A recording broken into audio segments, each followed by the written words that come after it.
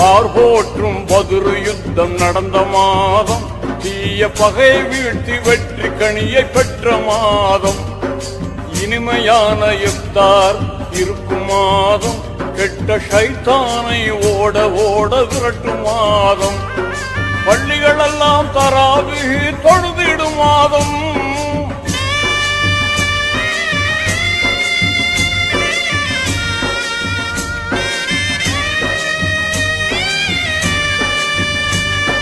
பள்ளிகளெல்லாம் தராவிஹ் தொழுதிடும் மாதம்,